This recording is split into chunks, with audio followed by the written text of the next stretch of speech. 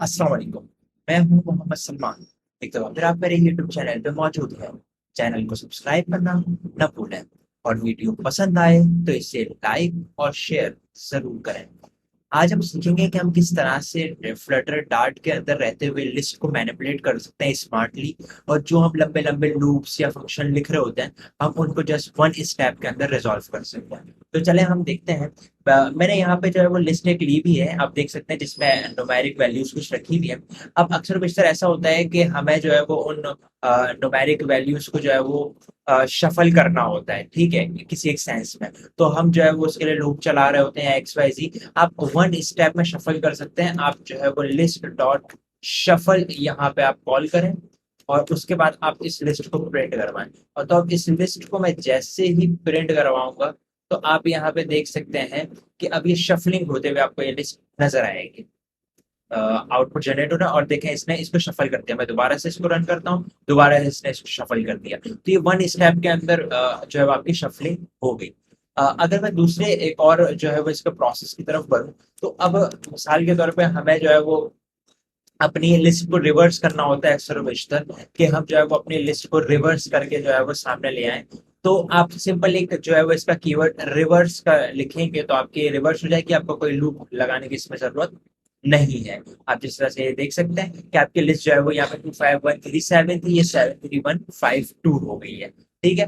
अब चूंकि ये आपके पास राउंड ब्रैकेट्स के अंदर नजर आ रही है, जो कि एक आइटरेटर है, तो अगर इसको आइटरेटर को आपको लिस्ट बनाना है तो आप इसको टू लिस्ट की जो है वो फंक्शन को यूज करते हुए इसको लिस्ट में भी कन्वर्ट कर सकते हैं। अच्छा, अगली चीज के ऊपर हम बढ़ते हैं कि अक्सर बशतर ऐसा होता है कि आपकी लिस्ट के अंदर डुप्लीकेट वैल्यूज पड़ी हुई होती हैं और आप चाहते हैं कि वो डुप्लीकेट वैल्यूज रिजॉल्व हो जाए, डिलीट हो जाए और आपकी जो लिस्ट है उसमें सारी यूनिक वैल्यूज हो। तो आप इसके लिए लूप्स वगैरह चला रहे होते हैं। अब मिसाल के तौर पर मैं अपनी लिस्ट को मॉडिफाई करता हूँ, इसमें मैं जो है वो दो नंबर्स और इन कर देता हूँ, 5 और 2, जो कि डुप्लीकेशन है। ठीक है।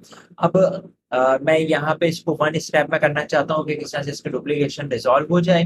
तो मैं सिंपल वे में इसको डॉट टू सेट करूंगा और इसको दोबारा से डॉट टू लिस्ट कर दूंगा। अब टू सेट बेसिकली क्या होता है? सेट अगर आप लोगों ने चाहे मैथमेटिक्स के अंदर पढ़ा हो 10th 11th की क्लास के अंदर, तो सेट बेसिकली क्या होता है, वो आपके पास डुप्लीकेट वैल्यूज को अलाउ नहीं करता। तो आप जैसे एक लिस्ट को जो है वो टू सेट करते हैं तो वो सेट के अंदर कन्वर्ट हो जाता है और उसमें जो डुप्लीकेशन होती है वो सारी रिमूव कर देता है। और आप उस सेट को दोबारा लिस्ट में अगर ले आते हैं तो आपकी वो डुप्लीकेट वैल्यूज डिलीट हो जाती है। तो आप देख सकते हैं कि 25137 और आखिर के जो 5 चुके वो डुप्लीकेट थे, तो इसने इसको डिलीट कर दिया। इसी तरह से अगर आपको जो है ना वो कोई चीज फाइंड करनी है, हमें ऐसा सर्च एल्गोरिथम्स की जरूरत पड़ती है कि हमें कोई चीज जो है हमारी लिस्ट में फाइंड करने की ये नंबर है या नहीं है। ठीक है। तो अब जो है वो उस सर्चिंग के लिए आप जो है वो एनी का फंक्शन इस्तेमाल कर सकते हैं। आप जैसे ही यहाँ पे एनी को इस्तेमाल करते हैं तो बेसिकली कंडीशन देते हैं कि अगर किसी एक एलिमेंट के भी इंप्लीमेंट हो रही होती है तो आपको रिटर्न ट्रू करता है, अदरवाइज फॉल्स रिटर्न करता है। तो जिसके थ्रू आप ये आइडिया लगा सकते हैं कि किस तरह से आपके पास जो है आपकी लिस्ट के अंदर वो चीज मौजूद है या नहीं है। मिसाल के तौर पर मैं अगर बात करता हूँ, एलिमेंट जो है वो ग्रेटर देन 5, मैं एक कंडीशन लगाता हूँ कि अगर मेरे लिस्ट के अंदर एलिमेंट ग्रेटर देन 5 मौजूद है तो जो है वो ये वर्क करे, अदरवाइज जो है वो ये मुझे बता दे कि कोई इश्यू है इसमें या नहीं है। ठीक है। तो अब जैसे ही मैं इसको रन करता हूँ, आप देखेंगे कि ये आपको ट्रू रिटर्न कर रहा है, क्योंकि मेरे पास 7 5 से बड़ी वैल्यू मौजूद है। लेकिन अगर मैं यहाँ पे ये कर देता हूँ कि 5 की जगह मैं 8 कर देता हूँ, तो अब 8 से बड़ी वैल्यू हमारी लिस्ट में मौजूद नहीं है, तो इसका आंसर क्या रिटर्न करेगा? आपको फॉल्स रिटर्न करेगा। तो उम्मीद है ये चीज भी आपको समझ आ गई होगी। अच्छा, अब अक्सर बेशतर ऐसा होता है कि हमारे पास लिस्ट बनी हुई होती है, हमारे मॉडल क्लास ऑब्जेक्ट से बनी हुई होती है। हमें एक सर्टेन जो है ना वो उस मॉडल को जो है वो कंडीशन के अंदर मैप करना होता है। हमें कुछ वैल्यूज चाहिए होते हैं, कुछ नहीं चाहिए होती।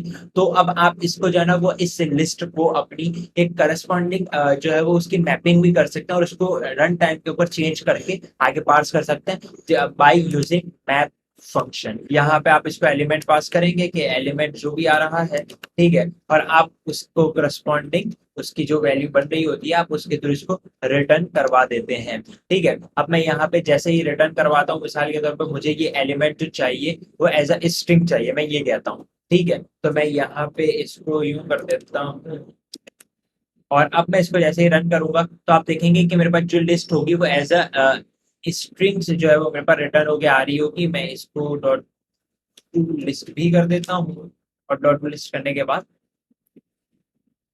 ये आपके पास लिस्ट बनी हुई आ गई। और अगर अब मैं इसकी आप अभी आपको यहाँ पे वाज़ेह तौर पे कोई नजर नहीं आ रहा, वो आपको ऐसा लग रहा है कि वो न्यूमेरिक वैल्यूज ही है, लेकिन अगर मैं इनको यहाँ पे डॉट रन टाइप कर देता हूँ इसकी जगह, कि वो उसकी रन टाइप यहाँ पे इसकी जगह आपको प्रिंट करवा दे, तो आप यहाँ पे देखेंगे कि आपको स्ट्रिंग स्ट्रिंग स्ट्रिंग मिलेगा, क्योंकि वो स्ट्रिंग में कन्वर्ट हो चुकी है। ये यहाँ पे कंसोल में आपको नजर नहीं आ रहा, वो आपको ऐसा लग रहा है कि वो न्यूमेरिक वैल्यूज ही है। तो आप इस तरह से मैप की सिचुएशन ये आपके पास उस सूरत में ज्यादा काम आती है। मिसाल के तौर पर आपको जो है वो एक लिस्ट ऑफ विजिट्स पास करना है, और वो लिस्ट ऑफ विजिट किसी लिस्ट से बन रहा है, जो लिस्ट आपकी किसी भी मॉडल या किसी भी मैप वगैरह के थ्रू बनी हुई है। तो आप उसको अगर डायरेक्ट उस स्पेसिफिक जो है वो विजिट के अंदर मैप करवाना चाहते हैं, तो आप इजीली इस फंक्शन के थ्रू इसको करवा सकते हैं। इसके अलावा अगर मैं बात करूं लिस्ट में से स्पेसिफिक जो है वो कुछ वैल्यूज ही सिर्फ चाहिए, तो आप टेक का फंक्शन इस्तेमाल कर सकते हैं। मिसाल के मैं कह रहा हूँ मुझे सिर्फ 3 वैल्यू चाहिए, तो स्टार्टिंग के जो 3 इंडेक्सेस होंगे ये वो मेरे पास उठा के ले आएगा। अब देखिए आप मोस्टली ये चीज नोट कर रहे होंगे कि हमारे पास जो भी लिस्ट रिटर्न आ रही है वो एक आइटरेटर फॉर्म में आ रही है, तो आपको आइटरेटर फॉर्म को रिटर्न बैक करवाने के लिए आपको टू लिस्ट इसको